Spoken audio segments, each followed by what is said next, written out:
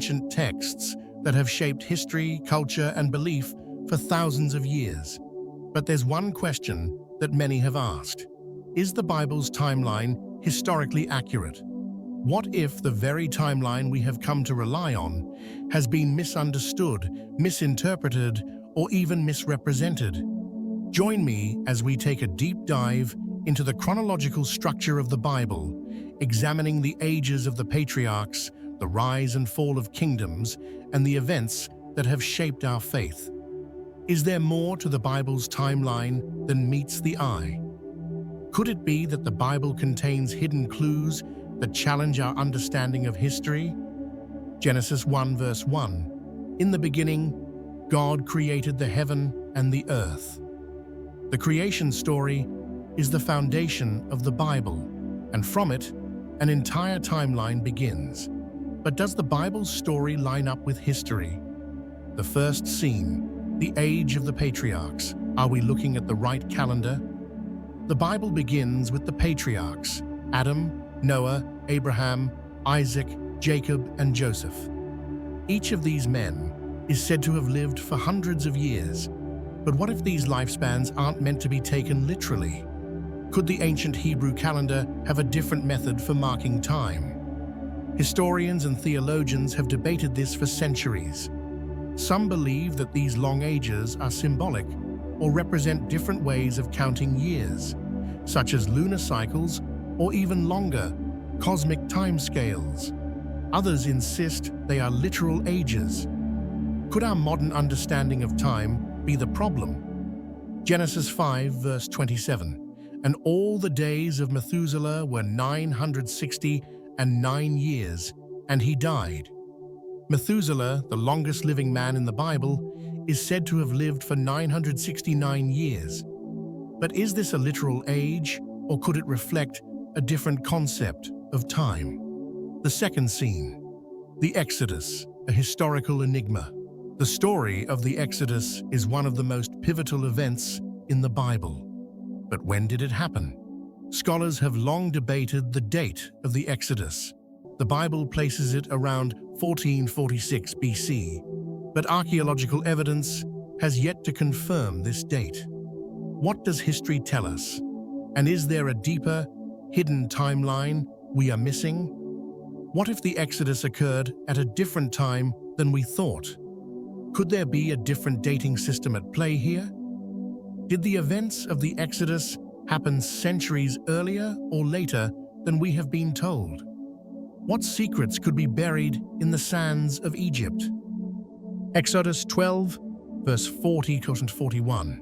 Now the sojourning of the children of Israel who dwelt in Egypt was 430 years. And it came to pass, at the end of the 430 years, even the selfsame day it came to pass, that all the hosts of the Lord went out from the land of Egypt. The Bible says the Israelites were in Egypt for 430 years, but how do we reconcile this with historical records? The third scene, the rise and fall of Israel, kings, prophets, and kingdoms. From the time of King Saul to the fall of the kingdom of Judah, the Bible's historical timeline covers several thousand years. But is the Bible's account of Israel's kings and their reigns historically accurate? Is the Bible's political history a reliable source? The reigns of kings like David, Solomon, and later the divided kingdoms of Israel and Judah are well documented in the Bible, but many scholars question the alignment between biblical events and archaeological findings. 1 Kings 11, verse 42. And the time that Solomon reigned in Jerusalem over all Israel was 40 years. King Solomon's reign is said to have lasted 40 years, but what do the records say about the grandeur of his kingdom? And did the great temple in Jerusalem really exist, as described? The fourth scene, the Babylonian exile, a turning point in biblical history. The Babylonian exile marks one of the darkest periods in Israel's history. It is a time of destruction, but also of hope and restoration. But does the Bible's account of the exile match historical records? Could the exile have been part of a larger geopolitical shift that we're still uncovering? The Bible gives a detailed account of the exile, yet there are gaps in the historical record. Did the Babylonians truly conquer Judah and destroy Jerusalem as described? Or is there more to the story? 2 Kings 25 verse 9. And he burnt the house of the Lord, and the king's house, and all the houses of Jerusalem. And every great man's house burnt he with fire. The fall of Jerusalem is a pivotal event.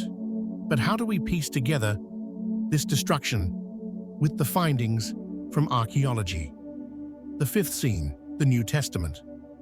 From Jesus to the early church, the timeline of the New Testament is generally well understood, but there are still debates about the exact dates of key events, such as the death and resurrection of Jesus and the establishment of the early Christian church.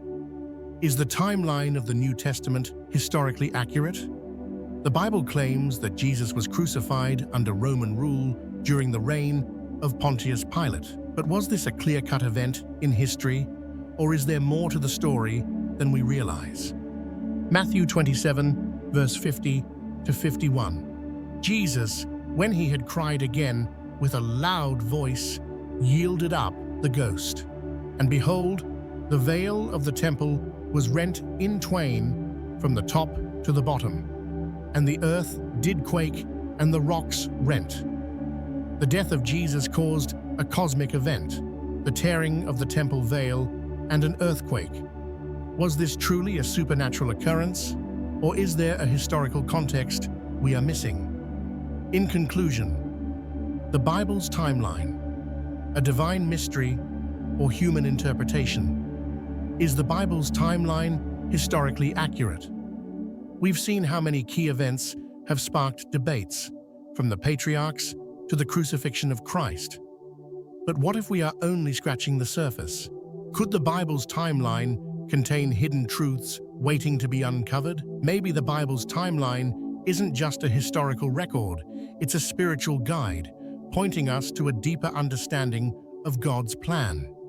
The truth may lie somewhere between faith and history, and the journey to uncover it is ongoing.